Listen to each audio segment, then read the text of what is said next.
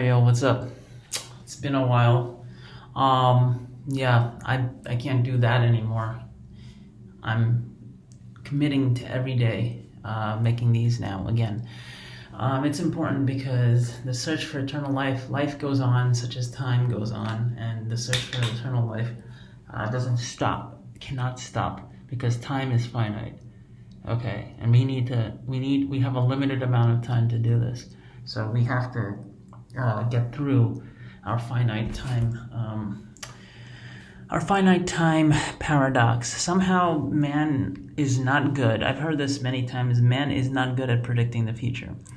I'm getting some amount of hang of this, a little bit of a hang of the idea of the inability of man to predict the future, because I'm doing a lot of time series analysis in my day-to-day. Okay, and we have a lot of complex algorithms that are designed to predict the next step in time. But, as far as how good they are, some are good, but only under very specific conditions. And without those, we're kind of shooting in the dark. Okay, I mean, look at all the coronavirus stuff. Okay, there were so many predictions, quote unquote, and whatever happened, we are where we are. So things, I don't know. I'm not even going to talk about the coronavirus. Okay, but search for eternal life. I need a catchy name for this. Okay, I'm trying to think of a catchy name before I get to the topic of the day.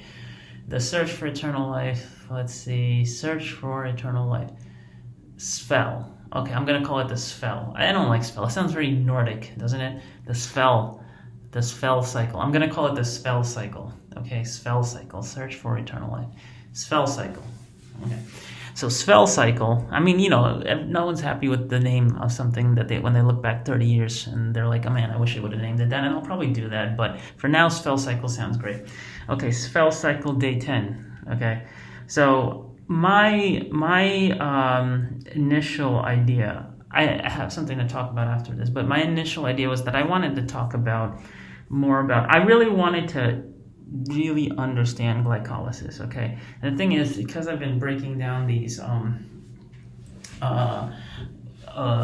study videos on glycolysis into little pieces, it's like there's so much that goes on in glycolysis. It's probably the most basic metabolic pathway for life, right? I mean, without glycolysis, you can't turn sugar into pyruvate and into anything else, right? Pyruvate needs to be converted to acetyl-CoA, which needs to be converted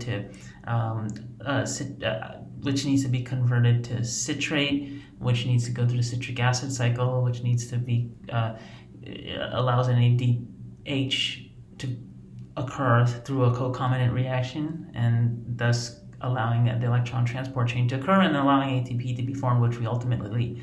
So we can't get, essentially, cutting all the middleman out, we can't get ATP without glycolysis. So I've talked about glycolysis. One of my last videos was on, I think I went fairly in depth into the Tim barrel. I went into triose phosphate isomerase, TPI, which was the enzyme of step 4 of glycolysis, I believe, or step 5 of glycolysis, which is converting, step 5, which is converting glyceraldehyde, dehydroxyacetone phosphate into glyceraldehyde phosphate. Now this needs to be done because step 4 is seemingly inefficient and only produces 50% glyceraldehyde phosphate, so the rest needs another enzyme to produce, to produce the rest of the glyceraldehyde phosphate, which eventually goes through the the payoff phase of the glycolysis, which is steps 6 through 10, and gets converted into pyruvate, all the while generating ATP and NADH. So the step 5, triose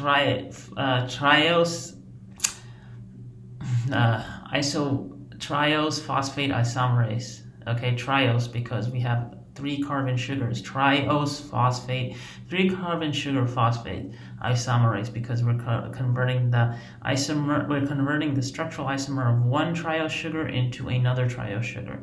Okay, the one triose sugar is dehydroxyacetone phosphate converted into hydroxyacetone, glyceraldehyde phosphate. I could have just scrolled up here and shown you triose phosphate isomerase. Okay, now the enzyme triose phosphate rapidly interconverts molecules dihydroxyacetone phosphate to glyceraldehyde phosphate. Now the actual interconversion mechanism is fairly complex and requires 2 amino acids, which I believe are lysine and well, we can get into that later. I'm going to go back into that. I've talked about those glutamate and lysine to do this conversion. Okay, it's very and the thing is, these at the active site of this enzyme, these 2 amino acids, there's a ton of things going on with them. They're rapidly oxidizing and reducing over a series of 4 steps intermediate molecules to shift the double oxygen bond that's right here to here. Okay, and you've probably heard of Enol reaction. So there's a keto-enol reaction, right? That basically turns this oxygen into a single oxygen, creates a double bond here in this carbon, which is an enol, right? Which an enol is an alkene alcohol, and then you get another interconversion into this final form, glyceraldehyde phosphate, bifinal form. You get this glyceraldehyde phosphate here. So the thing is, this is, again, now we're ready. We've gotten our investment. We've completed our investment, and now we're ready to go do a low free energy reaction, free energy change reaction, so we can continue into the formation of pyruvate. So basically, the next few reactions are modifications of glyceraldehyde phosphate dehydrogenase into pyruvate.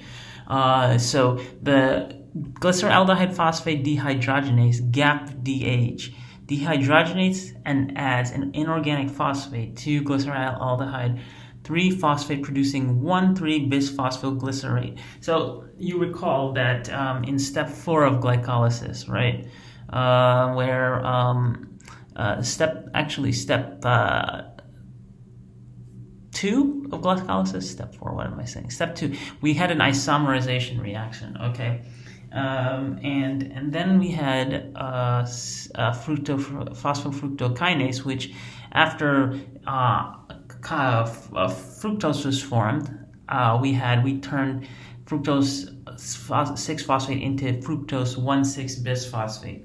Okay, so fructose 1,6-bisphosphate, this whole thing of adding 2 phosphates, right, is a common theme, right, in glycolysis. You can see, phosphorylation is a common theme. We add 1 phosphate, we add 2, we split apart, we add 1, we add 2, we convert, okay, because at this point we have glyceraldehyde 1-phosphate, okay, so really the action of these phosphates in the steps throughout the glycolytic cycle, the action of these phosphates, the phosphates are what allow action of the enzymes to occur, and that's why phosphates, it's the most, probably you can consider it the most important molecule of biology. I mean, everybody has a different version of most important molecule, and there's several most important molecules, but biology does not work without phosphate molecules. Okay, it just can't. There's no free energy mechanism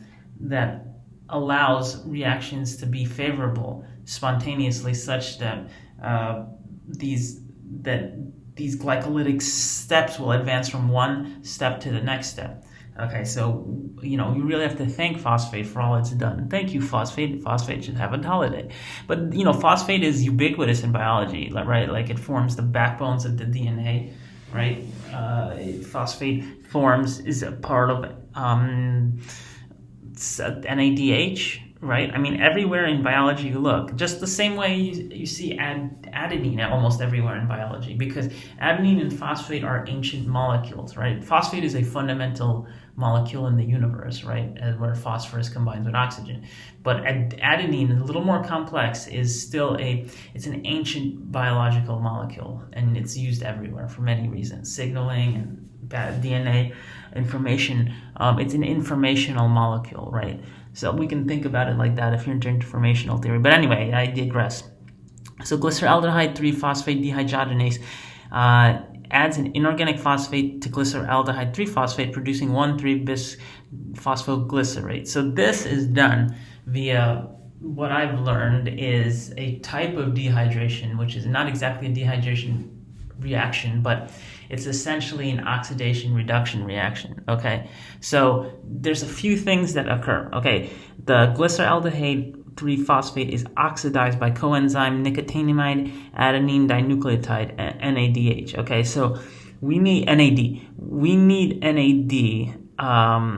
The molecule is phosphorylated by the addition of a free phosphate to the group. The enzyme that catalyzes the reaction is glyceraldehyde 3-phosphate dehydrogenase, or GAPDH. Okay, so this is the main thing. We need to generate NADH, right? Because NAD plus P.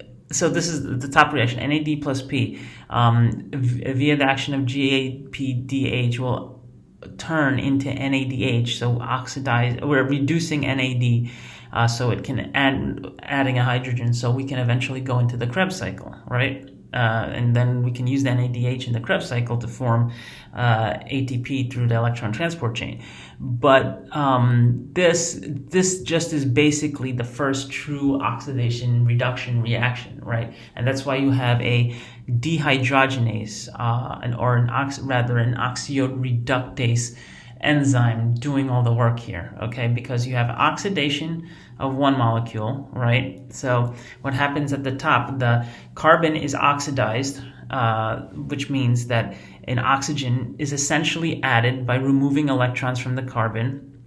Phosphate is then added to the oxygen, right? Because where does the oxygen come from? How, first of all, is the oxygen how is the oxygen added? Okay, that's the oxidation part. And basically it's done when the hydrogen is removed, right? So a hydrogen gets poked off. So this is why it's not exactly a dehydration reaction in the standard sense of how organic chemistry dehydration, or chemistry in general, dehydration reactions occur, where you have some intermediate like peroxide type of thing that's pulling the electrons away and stripping the hydrogen from the atom, right, and creating water. You have the enzymatic action of GAPDH pulling the hydrogen off, leaving a carbanion, and then the carbanion, or negatively charged carbon, a carbocation. You have a carbocation. That carbocation really wants an electron, right? Oh, is that what happens? Okay, great. So remember, I'm learning this stuff still, so I might redo this video at some point. But so you have you have a carbanion, right? And you have a negatively charged oxygen. So who will want that carbanion, right? Well, obviously, a good trade-off is the oxygen is highly electronegative. It's electron greedy. It wants when it sees that an oxygen sees that carbon with those two juicy electrons in its outer valence shell, it's going to be like, well, you know what? It's time to dig in, and it's going to attach itself to carbon. And that oxygen is stripped off a phosphate, which happens to be floating around. No, that's not exactly what happens. It's not just floating around, but the phosphate loses its oxygen, so it'll just come along with the rest of the, to satisfy its 5-bond requirement, it will come along with the rest of the molecule with the bisphosphoglycerate, and come along with the rest of the oxygen and attach to a glyceraldehyde phosphate, forming bisphosphoglycerate. Okay, so basically that's how you get bisphosphoglycerate. Now, the enzyme GAPDH contains appropriate structures and holds the molecules in a conformation such that it allows the NAD molecule to pull a hydrogen off the gap. So that's where the reduction occurs. Oxidation of the carbon occurs, right? Via the stripping of the H, and then the carbon being oxidized by oxygen, which pulls along the second phosphorus add a complex molecular group, and then the reduction occurs on a different molecule, NAD, which gets the hydrogen added via the gap. Okay, so like sometimes we see in these diagrams, right, cyclic diagrams of, you see something like, I gotta bring up my JS pane. You see something like the concomitant reaction arrow, right? So if you see conversion of one, oh God, that's terrible. What's a good example? Right, like, well, let's just use this one. We have glycerol gap, right? We have a bunch of gap, and then we want to convert the gap to 1,3-B gap, BP gap, bisphosphoglycerate. Okay, 1,3-BPGA. Okay, we want to do this conversion. We see that you have this occur in the presence of glyceraldehyde phosphate DH, and then you have this arrow here, right? This curvy arrow, which basically says NAD and NADH, okay, plus H, whatever. I mean, it's important, but so basically this curvy arrow means concomitant reaction, and sometimes you might take it for granted that this is happening alongside this reaction. It's not a prime component or reagent in this reaction, but it's still happening. And it's happening because this guy is making this reaction occur. He's doing a reduction of NAD, okay, as well as using in his prime substrate, he's doing this, okay. So what I think is interesting when we're looking at enzymes, and since we're searching for eternal life, we're looking for patterns in life, I think it makes sense, especially after learning about the protein data bank, to study some of these enzymes, right, from the context of the protein data bank, right? So Glyceraldehyde phosphate dehydrogenase is in Google. Great, like the protein data bank is accessible through everything. Now look at that. Look at this. Look at this crystal structure here. That is bizarre, isn't it? Like, these things are in your body. There's trillions of these, billions, whatever, constantly acting in your body.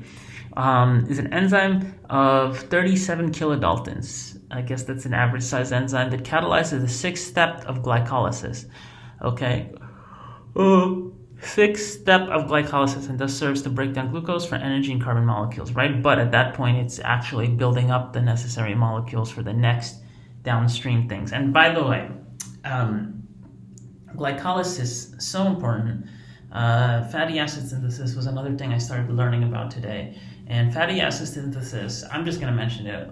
Some of you watching this probably know it. But fatty acid synthesis occurs alongside glycolysis, okay? I mean, it does not in the same reaction vessel, but it's occurring in the cytoplasm of the cell, specifically in liver cells a lot, because that's where fatty acids get created, right? One of the ways fatty acids get created, and they're packaged to be sent out of the liver via very low density lipoproteins, et cetera, et cetera. At some point, we'll get into that if necessary.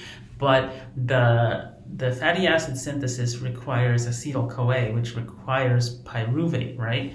So the thing is, this glycolysis producing pyruvate, and again, acetyl-CoA also goes in the Krebs cycle.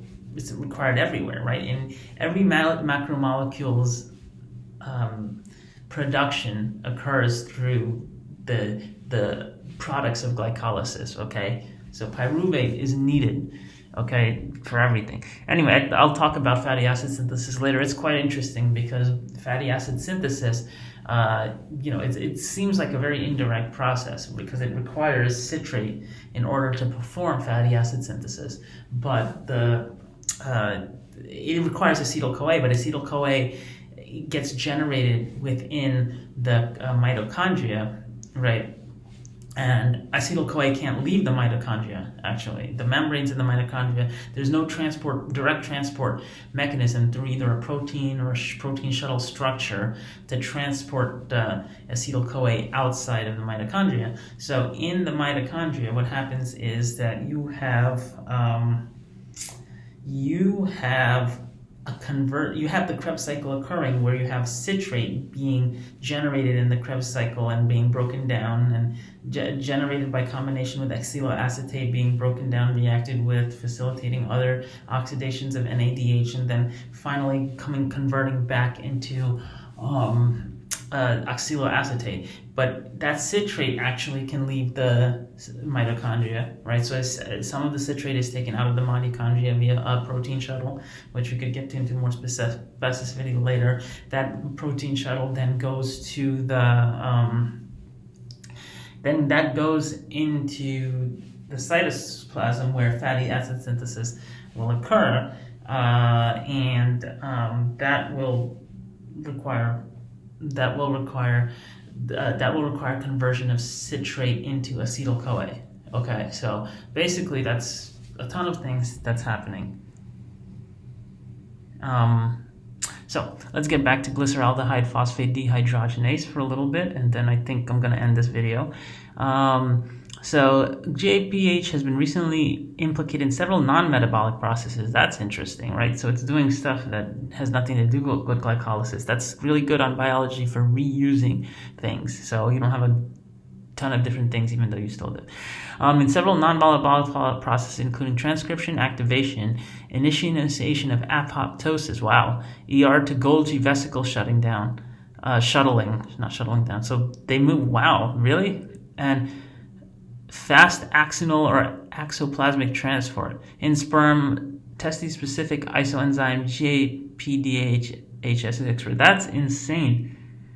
Wow, now I am floored. That thing is doing all of this? And to recap, why this is very important, because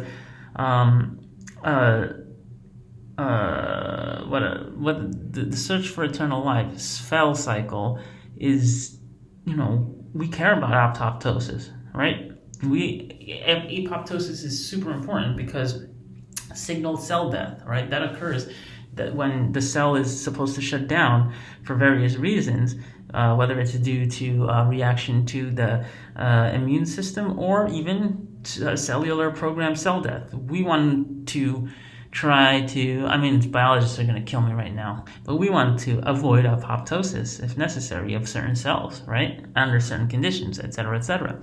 But it does so much stuff. So we will mark it to study GAPDH, glyceraldehyde phosphate dehydrogenase, a little further beyond its glycolytic requirement, or its glycolytic involvement. Under normal cellular conditions, cytoplasmic GAPDH exists primarily as a tetramer.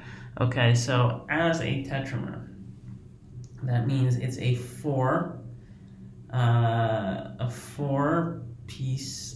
Its quaternary structure contains four different protein pieces, right?